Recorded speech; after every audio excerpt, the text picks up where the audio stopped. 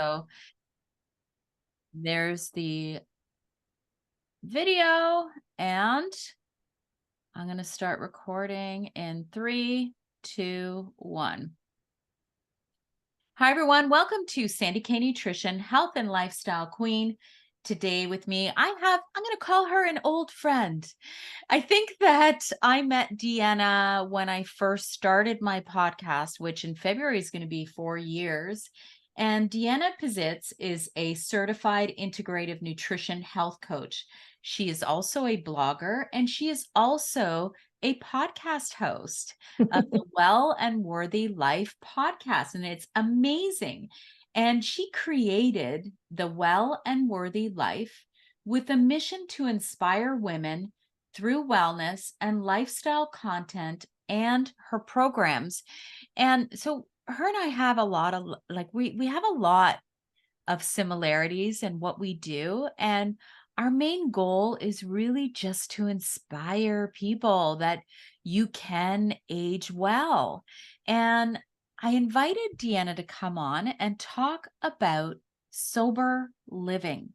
I polled my audience, and you guys wanted to learn more about this, more about, the stats with women and alcohol, and, how it is to go to that party without having that drink. And Deanna's the perfect person to talk to about this. And I welcome you, Deanna. Thank you so much for coming today. Sandy, thank you so much for having me. And I do consider you an old friend. We have you've been on my podcast too, and you're due to come back. I love keeping up with you on social media. And I think it's just so great. We have so much in common. And if we were closer, we would be best friends. I know. Oh, 100%, 100%. It's like the first time I met you, it's, when you feel an instant connection energetically, like we were just very connected. And Exactly. I love chatting with you, but life gets busy. So it's been a while. So Tell me a little bit about your background, how you got into what you're doing and what you're doing now. Wow. Well, I'm going to try and shorten it, but I have been coaching women for probably, 7 years now.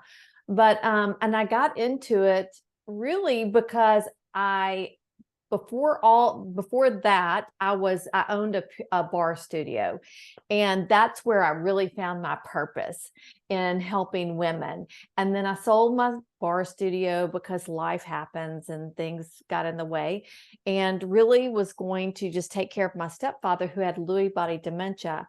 But as I started taking care of him, I watched him decline so much from dementia, and it was very sad. Both of my parents had died from cancer at young ages. My dad died at 59. My mother got cancer at 60 and died at 75. And at that time, I was around 50 or 51, and I kept thinking, wow, I may only have 8 or 9, 10 more good years. So I decided to really dive into, I used to think health was really about my workouts, how good I worked out. And I thought that was really what it was. And we know now it's so much more. And I learned about stress, and that was and how stress can affect our health. And so that's when I really decided to create Well and Worthy Life. It would start out as a blog, then it went into coaching, podcast, and now I have my own programs.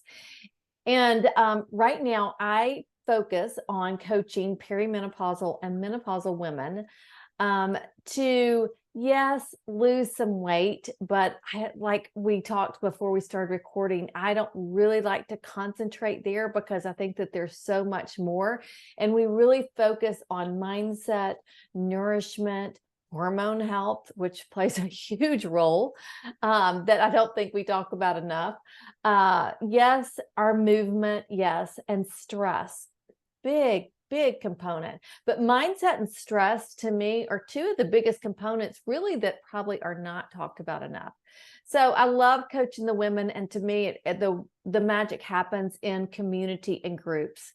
That's where I think we are have more support of like-minded women And I think that's really important to be around like-minded women. It's just like you and me talking together today, so that we're here to support each other. And I think that's really important to surround ourselves with those people.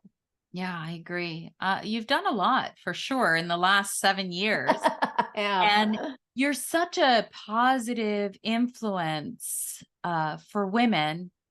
And I like that. I really align with that energy without being judgmental. Mm. And, I think this is the key here, and mindset.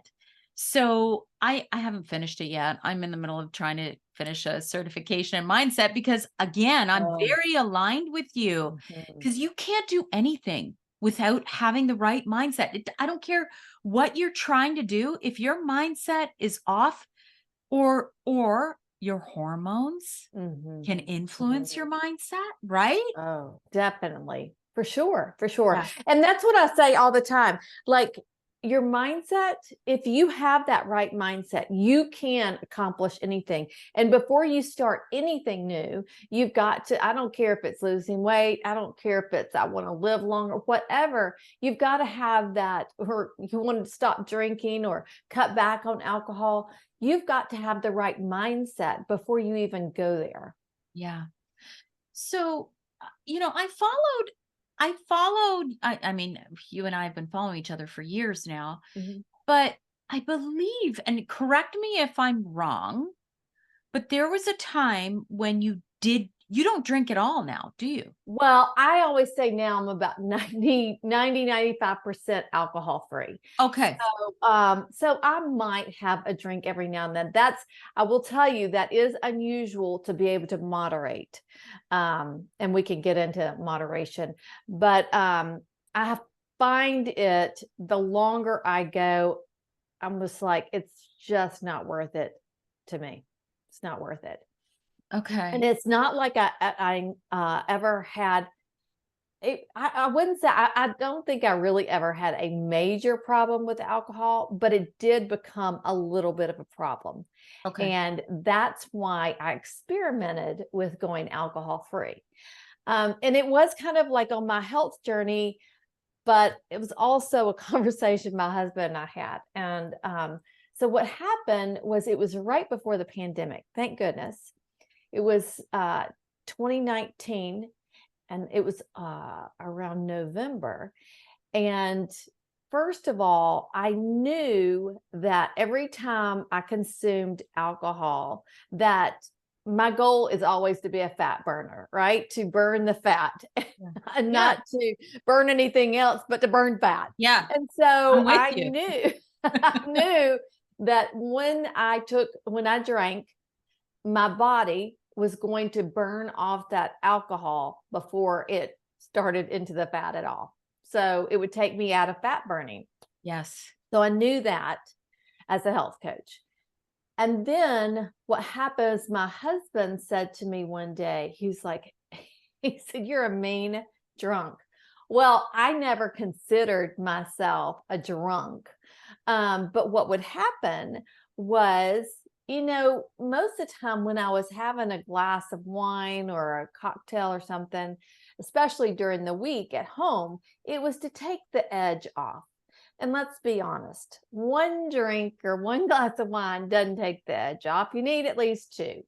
And what that would do for me is it would loosen my tongue a little bit. Mm. And so things that, I'm a people pleaser, and things that I might have held back before came out, right? And Yep. so then I realized, like, on the weekend, maybe I would have 3 drinks. And the next morning, my husband and I would end up in a fight, right? Because my tongue would become loose, Yes. saying exactly how I felt. And then the next morning, I couldn't quite recall everything. I know it was his fault, but I couldn't recall it to tell him exactly why it was his fault. So anyway, this was probably in October of 2019. And so in November, I decided, I'm going to go alcohol free for 1 month and see how I do and see how it feels. And so I did. And wow, right around that time, there's holiday parties and Thanksgiving and everything. And so watching everybody else partake was amazing. I was like, wow, every opportunity, alcohol is everywhere. Yes, it is. All I was doing though was drinking water. So I did feel, I wasn't doing mocktails. There wasn't a lot of people talking about mocktails then. Now there is, but I was just drinking no, I'll just have water, which is kind of like boring. And so after that month though, I knew I could do it, but I thought, well, I'm going to go back to drinking moderately. And so I did a little bit. And of course, because since I'd gone without any alcohol, now the slightest bit of alcohol did I could feel it. And I could feel it too, mainly too, in my sleep. I would wake up, and I work on sleep so much. And this, Sandy, as health coaches, I mean, we have to prioritize our sleep. Totally. So that our bodies can heal and all that stuff. And during perimenopause and menopause, sleep is already a problem. And do I want to add something else? So anyway, as time has gone on, I have kind of dabbled in and out and in and out, but every time, and there's been more times now that I go without. So like I said before, I'm 95% alcohol free. And to be honest with you, I couldn't tell you the last time I had a drink now. A lot of people I know that become alcohol free, count the days and everything like that. I don't do that because I don't ever want to put this label on myself like, no, you can never have a drink of alcohol. It's been this many days and you're going to mess everything up.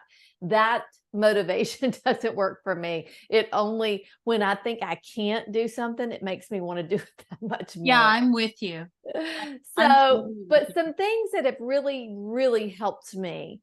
Well, first of all, I have to give a lot of credit to my friend Sober Sis, Jen, on Instagram. I found her program. She has a 21-day reset program. And I found her program through another client that came to me.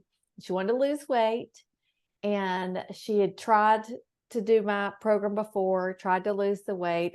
And I told her, I was like, unless you cut back on your drinking, because she was drinking a good bit during the week and the weekends. And I said, unless you cut back on your drinking, you're never going to lose this weight. Right. And so she came back. She had left the program. Then she came back, and I said, you know what? It hadn't changed any. It's still that way. You're still drinking. She goes, Deanna, I'm hardly drinking at all because I found Sober Sis. And so now I'm like, what? What? I've got to find this girl. Okay. So I talked to Jen. I had her on my podcast. She's actually been on my podcast 3 times maybe. Yeah, I think that's where I saw Deanna. So I decided, because I felt like she had really a great program, I decided to go through her program, even though I had gone alcohol free.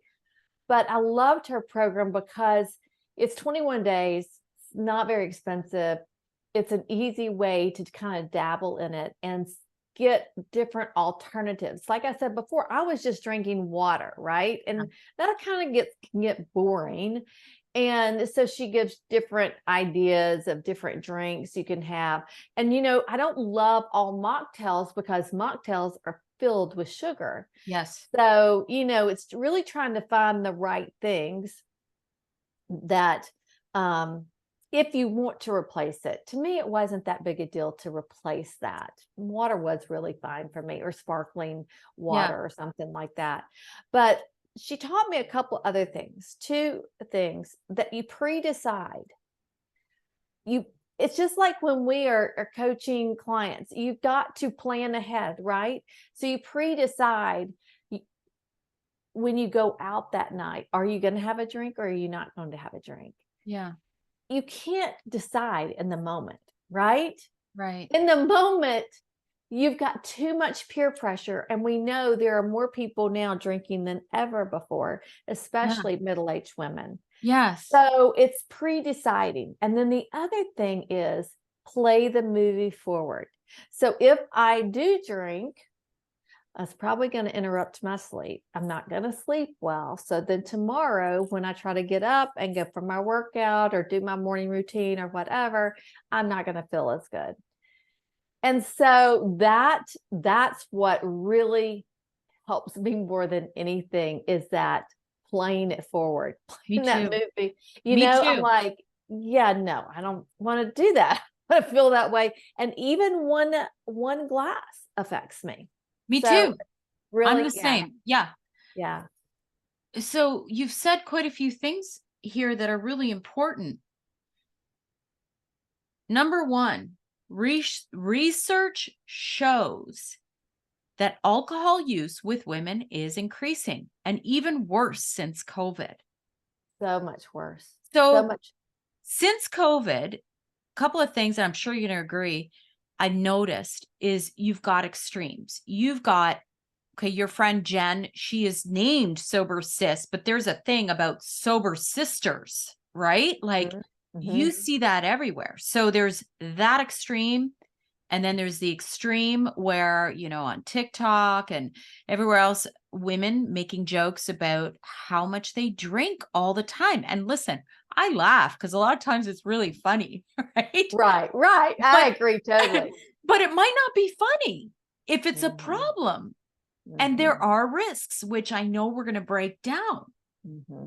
But it's like, how do you decide? And you kind of nailed it. You saw something within yourself Mm-hmm. that you didn't like, and the whole playing it forward. So big thing I want to note, a lot of times with women especially, first of all, we get hangovers way worse than men do.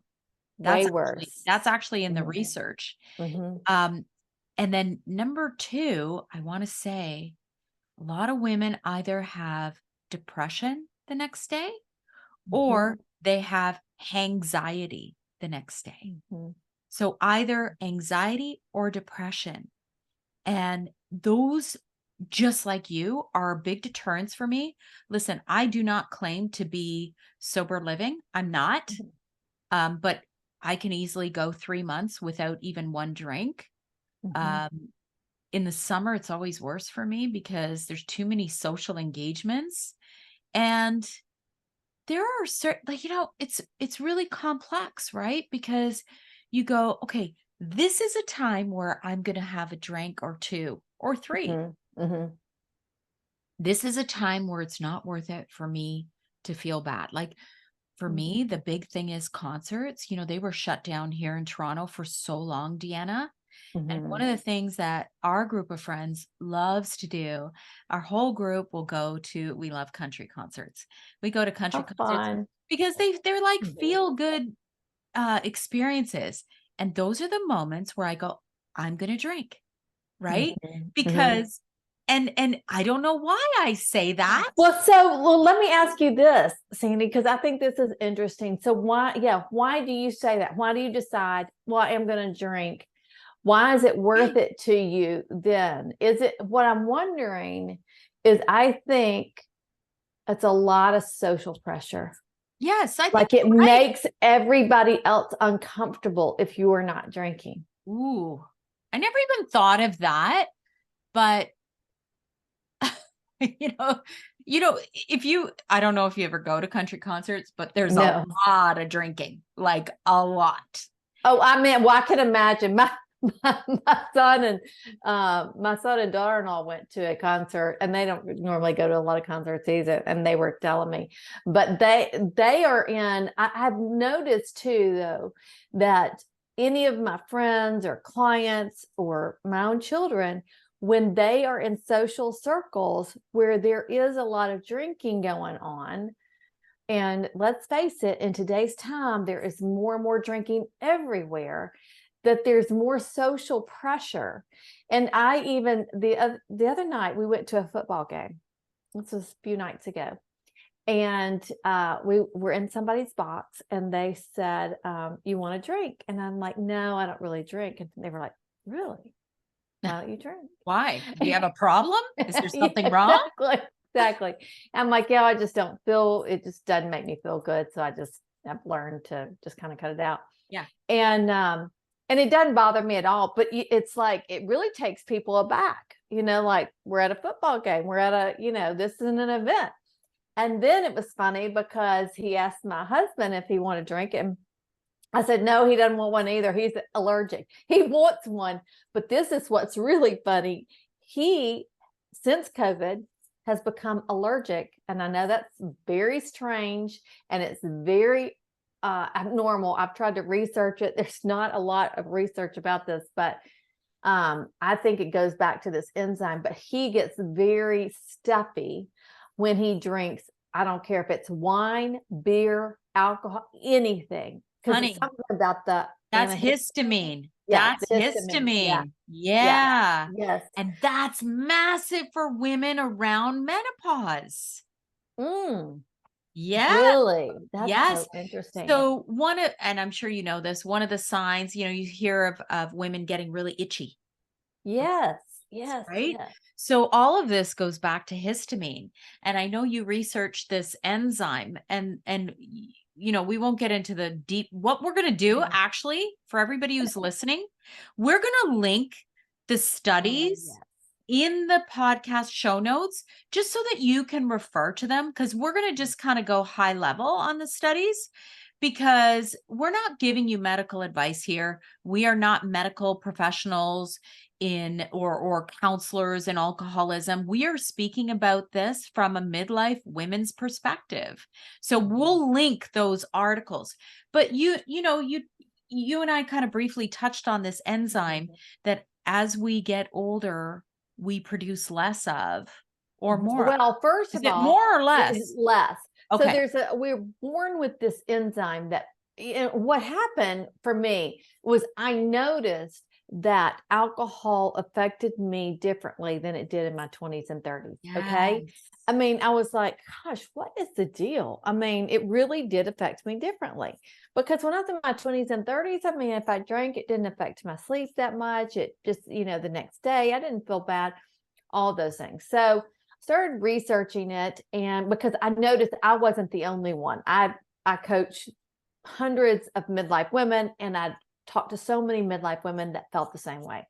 So there's an enzyme that we are born with, and what happens, men are born with more of it. That's why men can drink more usually than women.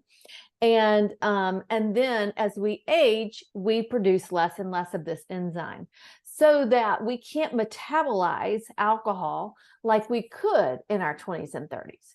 So then it does affect our sleep. It does affect the way we feel the next day, that anxiety, all those things. And so, so that kind of, when I learned that, I was like, well, that makes sense. Totally. If you're not metabolizing it the same way. And yet I believe, now I don't know for sure, but I have heard that there are more women over, and I'm like, when I say middle age, I mean, I really think 50s and 60s that are more alcoholic now than ever before. Yes, actually, stats say that. Is that what that? Yeah, that's what I was thinking too. Yeah. So, which is crazy to me, but I do think COVID played a big role in that. And let's face it, when we're in perimenopause and menopause, I mean, some of the things that are happening to us, we are just not real happy about. Right. And it just exacerbates all of the things that we're already going through. People don't, and I think people don't get it. And so I 100%, Deanna, I have more of an addictive personality. And by the way, I do too. This is genetic. Like, you can find this out, people. You can find out if you're more of that predisposition to have addictive qualities. And I used to be a smoker as well. I did too. You too? Yeah. We've got so much in common. Sandy. I know, right? And when it comes to alcohol, the good thing, and honestly, I think this is what saves me, is I really don't like the taste at all. right? Mm-hmm. So for me, it's easy to say, nah, I don't want it. Whereas with smoking, like I had to just quit it. I can't touch it. I haven't touched it since my 30s, and I will never touch it again. Otherwise, I'll be sucked right back in again. So I think knowing your personality type, so I can easily, have a couple drinks tomorrow night, and then I don't have to drink for like the next 3 months. I also don't have to drink at every social occasion. Where there's people who they will never go to a social occasion without drinking. I can go to dinner at a friend's house and not have that glass of wine.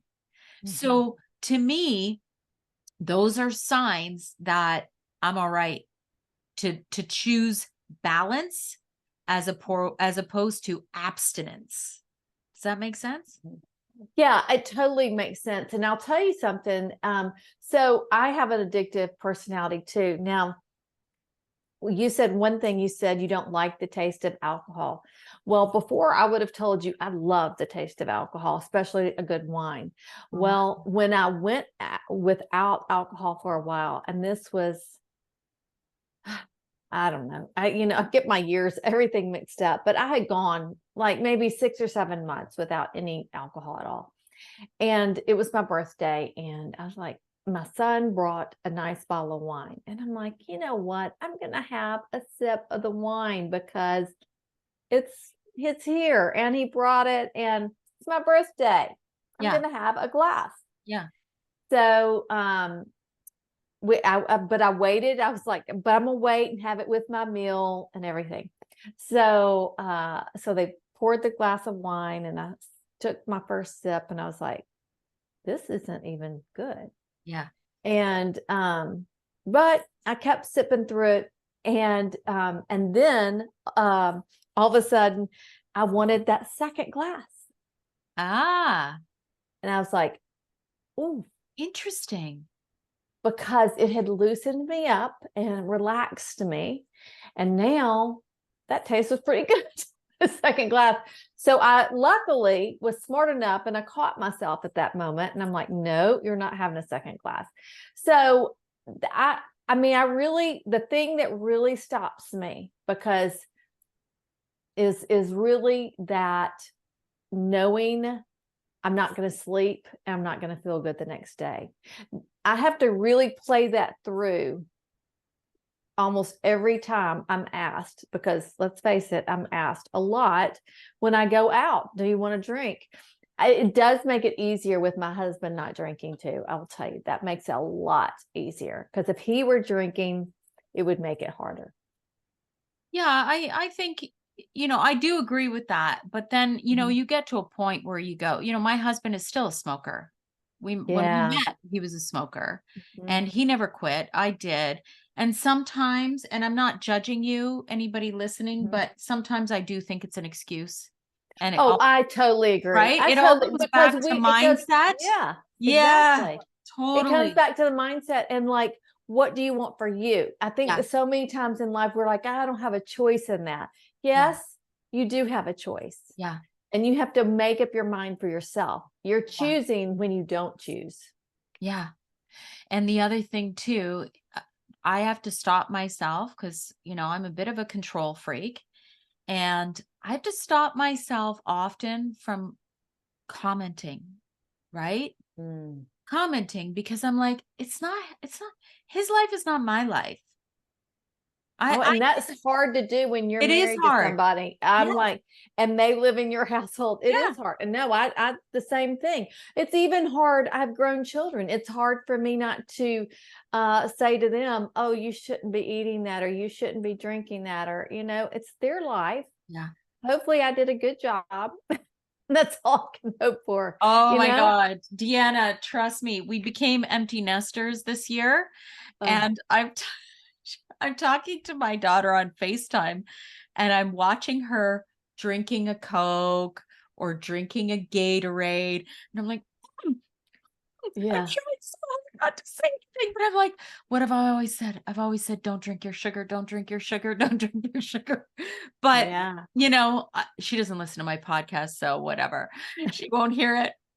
But I know that Yeah. feeling where you try because, we live in this world of health and wellness.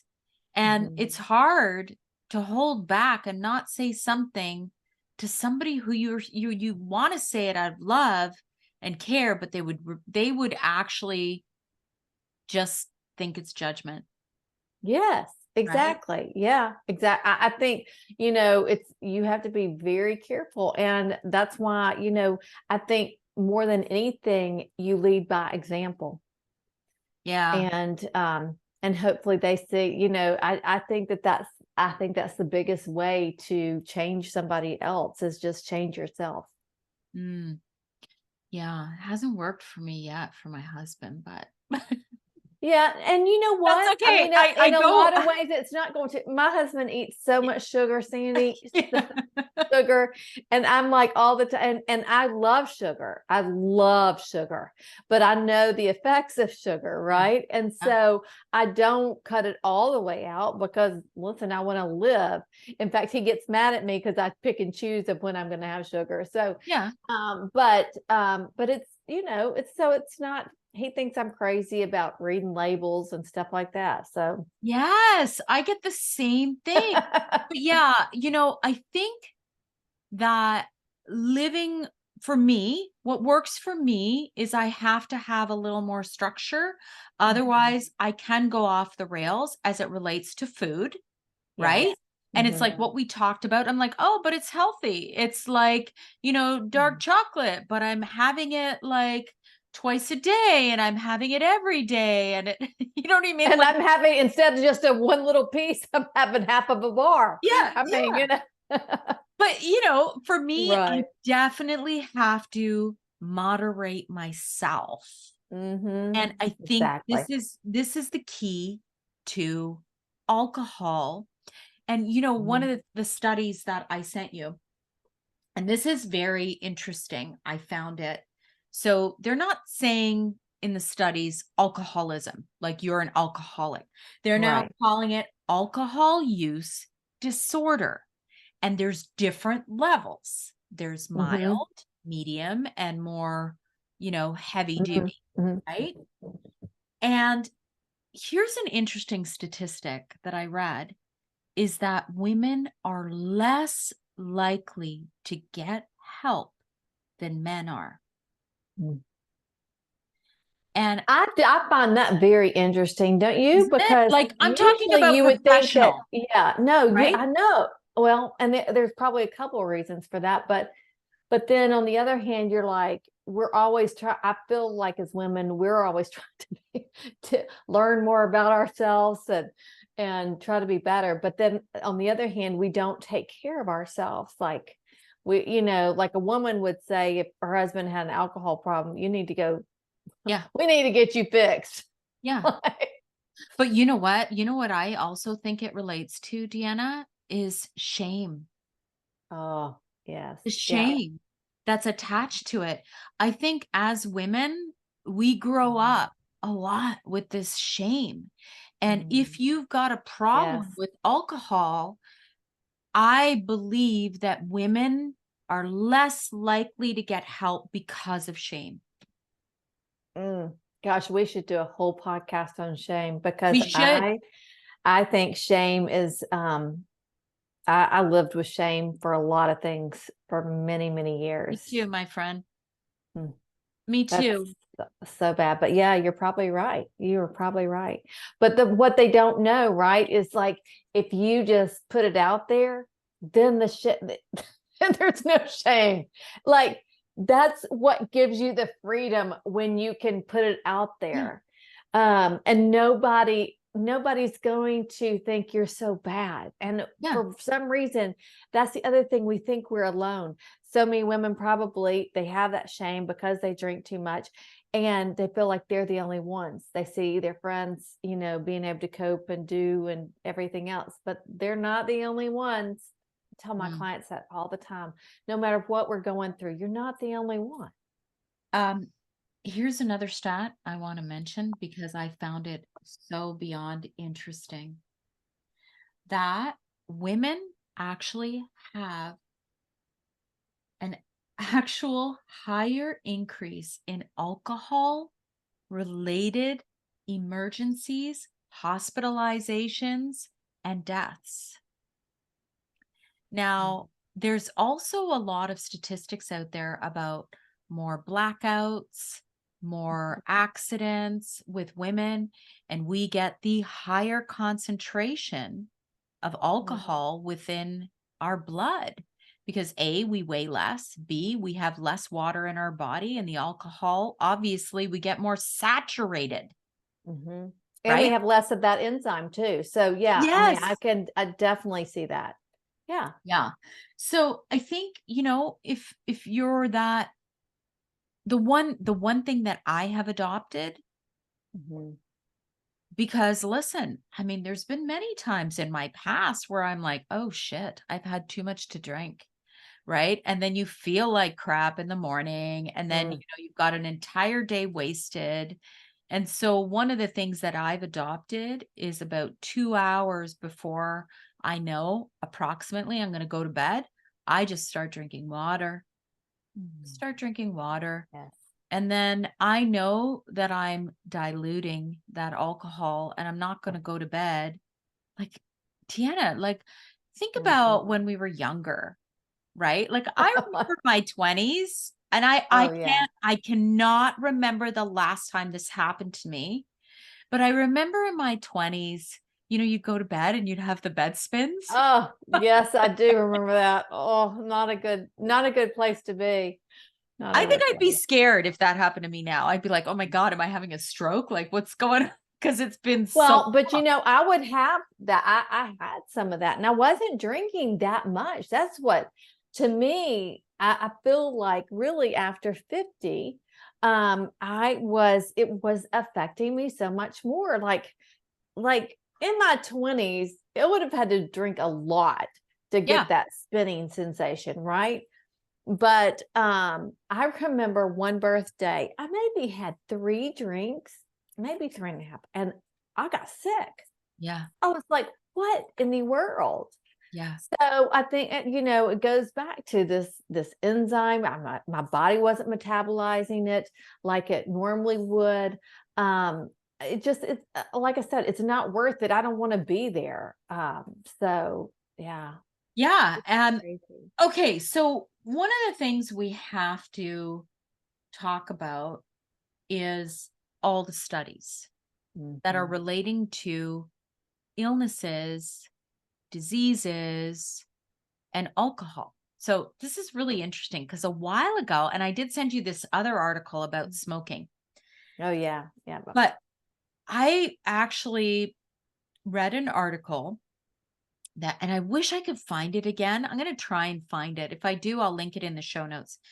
But it was actually talking about how alcohol is the new smoking for midlife women as it relates to increasing their risk for cancers, Mm.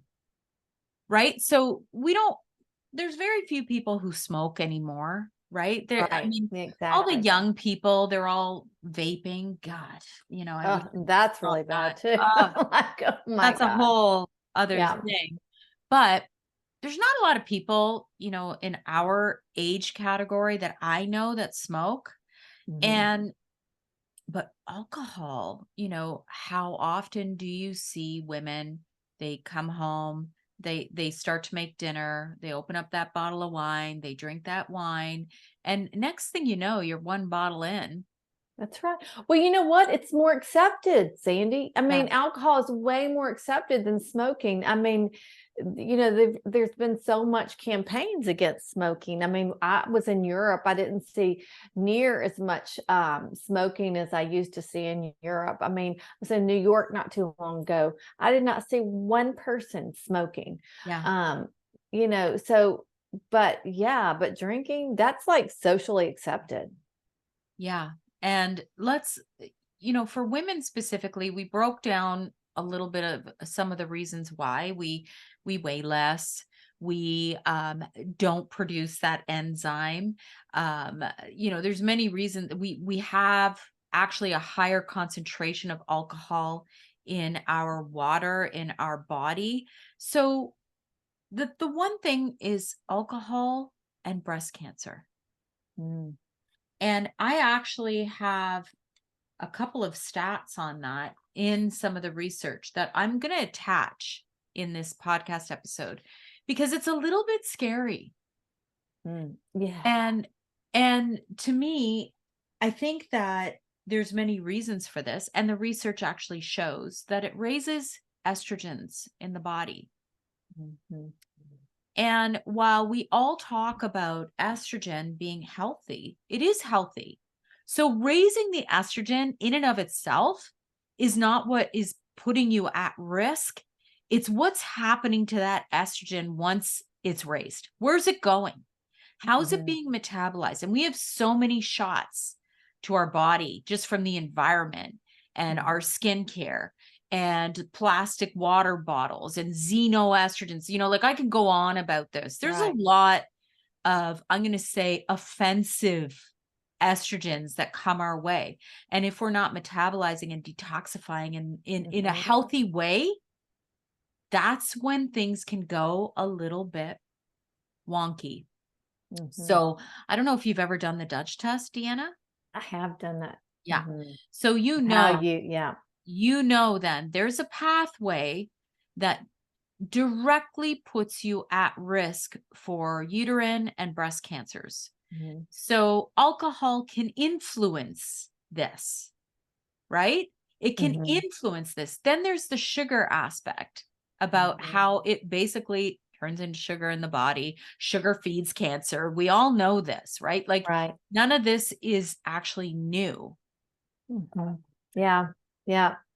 So I don't know. But I wonder, because I don't think that that's slowing down people. Maybe people don't realize that you're at a higher risk for breast cancer drinking alcohol. Because I know plenty of women who've had breast cancer and then they continue to drink. And I'm always like, why would you do that? Well, actually, so it's interesting that you say that because I do say this without judgment. And this is just my opinion, not judgment. Right. But I believe it's very risky to continue drinking if you have breast cancer or any type of cancer, because you are actually exacerbating the issue. Like for me, there are no guarantees in life, Deanna. My aunt died. My aunt died of uterine cancer. I have to be very, very careful with how I metabolize estrogens. I don't live a life of fear. Okay. Right. I'm not afraid, but I also do a lot of proactive things. So like I take things like sulforaphane. I don't know if you take that. Sulforaphane. It's the one I take is Designs for Health, Broncho Protect. And what it does is it's basically like a very high concentration of broccoli. Speak to your own practitioner. I'm not giving you guys medical advice. Speak to your own practitioner on if this is right for you. However, it's very protective because what it does is like you've got these 3 pathways in the Dutch test. And one is a really healthy one is a really unhealthy one, and one is kind of on the could be either way. And the Dutch test will give you a pie chart that will show you what are the ratios. Where should you be to be in a healthy range? So when you take something like sulforaphane, it actually helps you metabolize it down the healthier pathway. It's like a shift. I think of it as like you've got 3 pathways you can go down. Sulforaphane redirects so that you're going down a healthy pathway. So I take that because I know my risks. Right. Right. Yeah. And so it's not even just breast cancer. It's all cancers. Like not all, I shouldn't say all, but I've actually written them down that their alcohol can actually increase the risk of mouth, throat, esophageal, bowel, liver, breast.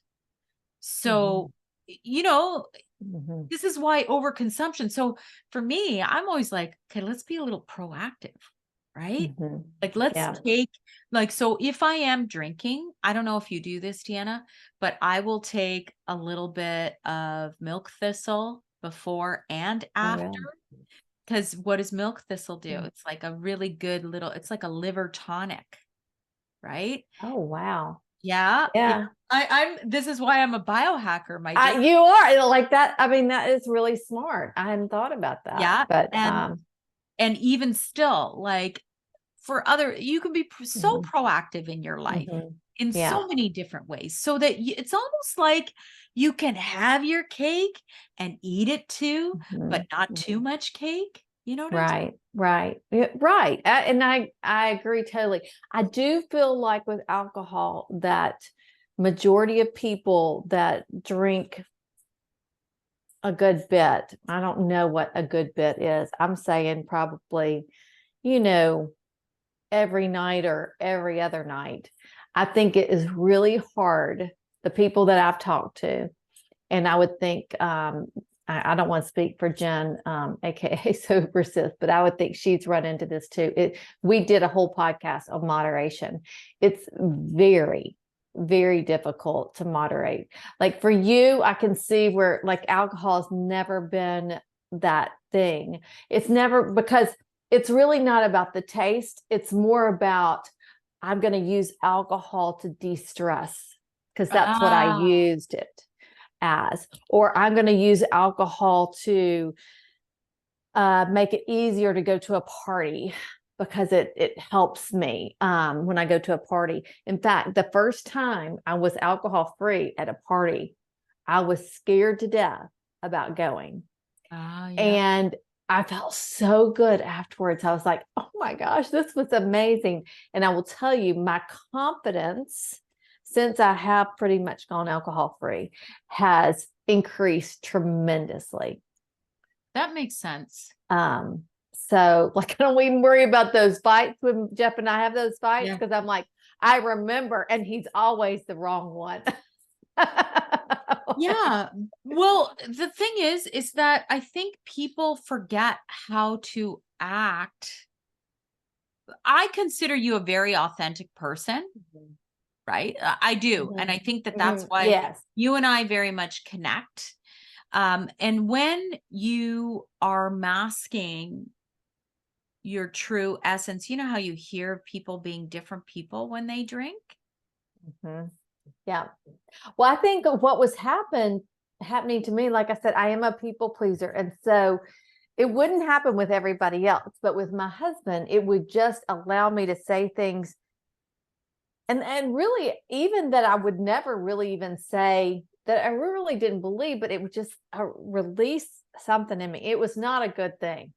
So I say that alcohol, if it's not a problem until it is a problem. And even if it's a problem like 1% of the time, then it's a problem. It's a problem. I tell my children that all the time. Like if you run into things and alcohol is the stumbling block, then it's probably something that you probably should look at and examine. And as much as the social pressures are on, there are a lot of people, and I've told some of my friends that feel like the social pressures of alcohol are just too much. Like, I cannot go to that party and not drink. I mean, but when I can convince them to go and still have a great time, you can still have a really good time and not drink. You never know who else you're going to influence along that line too. In a positive way. Yeah. I mean, I had a friend that watched me at a girls' weekend, my first girls' weekend with no alcohol. Whew, I was like nervous about that one too. What's that? Like, how's that going to go? Well, yeah. So, but I had a friend watching me the whole weekend, and she was just amazed, and I felt great. And I'm like, it didn't bother me at all that they were drinking. They were hilarious and funny, and I laughed still. I mean, like, it was no big deal. I didn't care that they were drinking, and I think it bothered them a little that I wasn't. But people finally get used to it. They do finally get used to it. But so I influenced my friend to try to go alcohol free. Yeah. And she's pretty much 90% alcohol free now too. Like I Wow. said, not, I would say a lot of people cannot moderate, but there are some that can, but you want to err on the side. If you do try to moderate like that, you want to err on the side of less, like be a very rare occasion to have a drink. I think what you said right there. So if there's anything that you take out of this podcast discussion, if you feel like you can't go to a social event without drinking, then that might be something to consider and think about. That's number one. Mhm. Then there's certain people that the facts are the facts. Certain medications do not mix with alcohol. And we never mentioned that. We are not Yeah. doctors here, but everybody knows that you've got to be very careful if you're on any kind of SSRI, so antidepressant, anti-anxiety, you got to be careful if you're mixing alcohol with that. And then there are certain medical conditions that really are not a great idea if you're mixing alcohol and you have a medical condition. So I think those are good enough reasons to kind of reassess Mhm. and decide, can I continue in moderation or do I have to abstain for a while? I remember there was a time there where I was like, oh, come on. Like, what is it called? Like, you have a whole month where you don't drink and you actually. Oh, yeah, I think they do, what is it, dry January, Yeah, and yeah, then, yeah. they have all different kinds of months, Yes. and, yeah. So I remember, Deanna, at one point, like I was kind of like, oh, come on, like rolling my eyes, right? And then I'm like, but then again, this could really help set off a very positive trajectory for a lot of women. And it's Mhm. not a bad thing because every single time you drink, you're putting that strain on your liver. You're Mhm. actually increasing your chance for heart disease. You're increasing your chance actually for even dementia. Like Oh, these are things that we yes, haven't even talked about, exactly, right? exactly, yeah, Like, I yeah. mean, so I mean, let's be honest, alcohol is a toxin. yeah, it's a toxin. It's a I neurotoxin. mean, Yeah. They say there's no safe. You hear all these different experts breaking down this scientific study and that's why I'm like, all right, whatever. I'll put a few links in the show notes, but the fact is I feel like discussions like this are much more valuable than mhm. us just regurgitating science. Right. Having a And real and the biggest thing I always say too, Sandy, and I know you feel this way too. I mean, we're all different and we all have to decide for ourselves what's going to work and what isn't going to work. And that's why for me, I have decided this way of life is so much better. Um, and yet I don't want to say I'm totally alcohol free yeah. because I know for me that's not going to work long term for me. And then if I mess up, if I quote think I'm messing up and have one drink, then somebody's going to go, "Oh, see, you Yes. didn't do it. Yeah. Yeah. You're not alcohol free, Deanna." You're automatically judged, right? Right. Like Yeah, I exactly. mean, the judgment police, they come out. Uh and for me, Exactly. and then you're gonna get people on Instagram, and trust me, like I get all that. I'm like, oh, how can you be a holistic nutritionist and do Botox? Well, because I can't. How about That's right. because I can't? Exactly. We all get to make those choices for ourselves. Even Yes, if we're health coaches, we get yes, to do that for yes, ourselves. exactly. Um, So I think what I'm going to do is I'm going to tie this up, but I found that stat. I wanted to read it, oh, read it yes. Okay. directly. So studies demonstrate that women who consume about one drink, this is one drink per day, have a 5 to 9% higher chance of developing breast cancer than women who do not drink at all. And that risk increases for every additional drink they have per day. Now, again, listen, I'm all about, reading some of the stats, but I'm also going to say, if you know your genetics, you can bet that percentage is way up. If you've got some certain genes that will predisposition you to having not just this BRCA gene, but issues with methylation in your genetics. And if you're not doing anything about it. So me reading that is just to give you this is like the bare minimum basic stat. Right. And then that doesn't even take into account binge drinking, right? What is binge drinking? What is that classified as? How many drinks are binge drinking? Like, I don't even know what I it is. have no idea. What is it? 3 or more? Like, Honestly, I have no idea I what don't is either. classified as binge drinking. But I've read stats about that. And sure, maybe when I go to a concert, that's classified as binge drinking, right? Because I probably have more than I should. So I guess I'm binge drinking. But apparently I guess I am. But anyway. Now you'll think twice before you go to that concert. Now I'm like, when's my next concert? It's going to be a while. I got time to clean things up after the summer. Right. But what I always say is it's always about balance, right?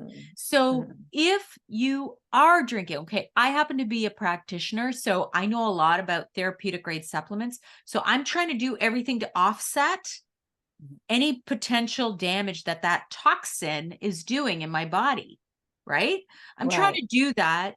And, I even take things like N-acetylcysteine for detoxification. Like, you should see me. I'm like, I get all my supplements before, and then when I get home, they're usually ready for me to take when I get home before I go to bed. And then you want to make sure you replace your electrolytes. And there's so many different hacks, right, that you're hopefully mitigating any potential damage that you're doing to your body. But the fact is, if you're not doing that, if you're eating bad food, if you're not exercising, if you're not getting out and getting that, morning sun, and you're not sleeping, and you're not doing all those things, and you're drinking, again, I'm going to tell you, I will bet almost my life, although I don't bet my life often, that 5 to 9% will be much higher. Oh, much higher. Much higher. Yes, I agree. Any last words, Deanna, that you want to add to this conversation? No, I think, gosh, I feel like we've covered so much. But the one thing I will tell you, and I'll send you my link, but for this, if anybody is like, well, I want to try to go alcohol free, I do think Sober Sis's program, 21 Day Reset, is a great way, a great place to start. It's just 21 days. It starts the first of every month. She does it around the clock. It's always the first of the month. So you can jump in at any time. So that's a great resource. I think, I think that's a great way to just kind of experiment, see what it would be like. Okay. That's a great resource. I'm going to put that in the show notes. And then please tell us a little bit about your program and what you do and where we can find you as well. Yes. So you can find me on Instagram, Well and Worthy Life. I'm on Facebook, Well and Worthy Life, although I'm not on Facebook very much. I'm really on Instagram. But I'm on TikTok too, Well and Worthy Life. My website's wellandworthylife.com. So my program is called Revive Now. And like I said, it's for perimenopausal, menopausal women who are looking for a group of like-minded women, a community of women that we focus on mindset, nourishment, stress management, movement, and hormone health. It's just a monthly membership. You can come in at any time. Another resource I have for you is totally free. It's called Reset to Re-Energize. So if you're like, oh, I need some more energy, it's a private podcast, and I'll send you the link for that too, and you can put it in the show notes. And it's just a quick, these podcasts, it's like 7 or 8 episodes. They're like 2 minutes long, and you get it all. So you can kind of binge listen to it if you want. Yeah. But I give you just some tips to feel your best, to energize you, to start your journey, because I'm a big believer this is a journey. It's not a destination that we arrive. I think, right, Sandy? I'm on this long journey. You gotta keep climbing. Exactly. And but it is the small things that we do consistently that make those big transformations. It's not this one big thing. And I think that's where people get really messed up a lot of times. We think we have to do this one big hard thing. And we really don't. We just take these small little steps and make it consistent and make it a part of who we are. And that's where we make the transformation. That's so powerful. Thank you so much, Deanna. That's such good Sandy. advice. Oh, I love chatting with you. Thank you so much. always wonderful. I appreciate you so much, Deanna. Thank you. I feel the same about you, Sandy. Thanks again. Okay, I hit stop there. And Awesome.